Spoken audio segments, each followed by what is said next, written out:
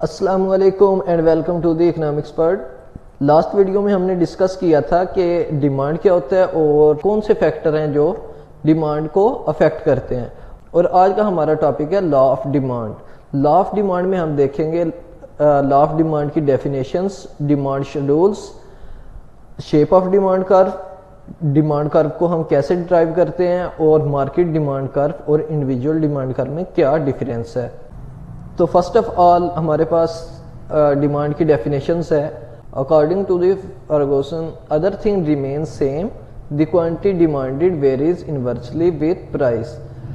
یہ other thing remain same کا کیا مطلب ہے؟ اس کی جو اون پرائس ہے، اس کموڈیٹی کی اون پرائس کے علاوہ جتنے بھی فیکٹر ہیں جو اس کی ڈیمانڈ کو افیکٹ کرتے ہیں، ہم مان کے چلتے ہیں وہ سب کانسٹنٹ ہیں ایک اسپیسیفک ٹائم پیریڈ کے لیے، ان میں کوئی چینج نہیں آئے گا۔ عام حالات میں ایسا ممکن نہیں ہوتا، لیکن ہم اس لا کے مطابق ہم جو ہے وہ مان کے چلتے ہیں۔ The quantity demanded varies inversely with price, یعنی کہ پرائس میں چینج سے کوانٹٹی ڈیمانڈ میں چینج آتا ہے، اور ان میں ریلیشن شپ انورس ہوتا ہے، یعنی کہ اگر پرائس میں اضافہ ہوا ہے تو کوانٹٹی ڈیمانڈیڈ کم ہو جائے گی، اگر پرائس میں کمی آئی ہے تو کوانٹٹی ڈیمانڈیڈ میں اضافہ ہو جائے گا۔ ان میں ریلیشن شپ انورس ہوتا ہے، نیگیٹو ریلیشن شپ ہوتا ہے۔ اور ایک اور ڈیفینیشن ہے according to the Samuelson, if other factors are held constant, people will buy more at lower price and buy less at higher price۔ بات وہی ہے لیکن ورڈز کو چینج کیا گیا ہے۔ people will buy more at lower price، لوگ جو ہیں وہ کم پرائس پہ زیادہ خریدتے ہیں اور زیادہ پرائس پہ کم خریدتے ہیں، اور یہ if other factor are held constant، یہ وہی بات ہے جو other thing remains same ہے، ٹھیک ہے۔ There are some assumptions، یہ ہم ازیوم کر کے لا آف ڈیمانڈ کے مطابق ہم ازیوم کر کے چل رہے ہیں کہ یہ جتنے بھی فیکٹر ہیں، جتنی بھی پوائنٹس ہیں، ان میں کوئی چینج نہیں آئے گی، ایک اسپیسیفک ٹائم تک ان میں کوئی چینج نہیں آئے گی، اور ہم یہ مان کے چل رہے ہیں۔ No change in consumer income, no change in taste, no change in price of related goods, no change in quality, no change in consumer strength, no new substitutes, no emergency, no change in expectations, no change in weather۔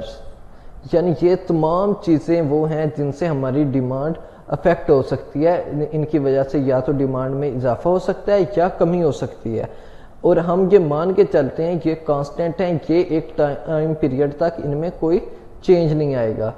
Demand schedule کیا ہوتا ہے؟ جب ہم ایک table کی form میں analysis کرتے ہیں ڈیفرنٹ پرائسز پہ، ہماری جو کموڈیٹی کی ڈیمانڈ ہے اس میں کیا افیکٹ ہوا ہے، اس میں کیا چینجز آئی ہیں ڈیفرنٹ پرائسز پہ، تو اس کو ہم ڈیمانڈ شیڈول کہتے ہیں۔ جیسے جیسے ہماری پرائسز میں اضافہ ہو رہا ہے، ہماری کوانٹٹی ڈیمانڈیڈ جو ہے وہ پہلے سے کم ہوتی جا رہی ہے۔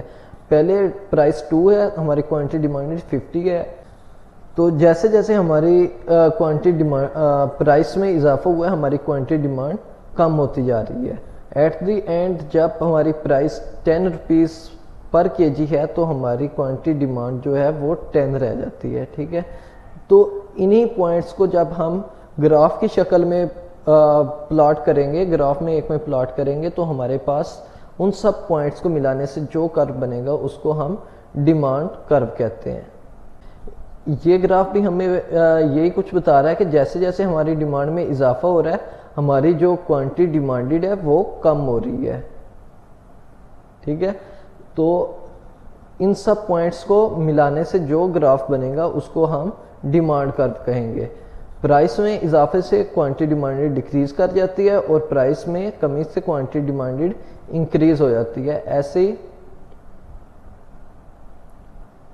پرائس میں کمی ہوئی ہے تو ہماری کوانٹٹی ڈیمانڈ جو ہے وہ بڑھ گئی ہے، ٹھیک ہے۔ تو جتنے بھی فیکٹر ہیں جن سے ڈیمانڈ افیکٹ ہوتی ہے، ان کو ہم جب ایکویشن فارم میں لکھیں گے تو اس کو ہم ڈیمانڈ فنکشن کہیں گے۔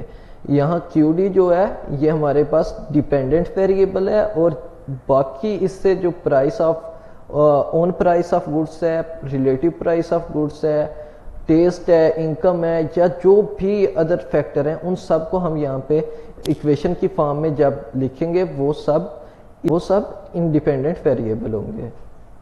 Market demand curve is the summation of all the individual demand curve in the market for a particular goods.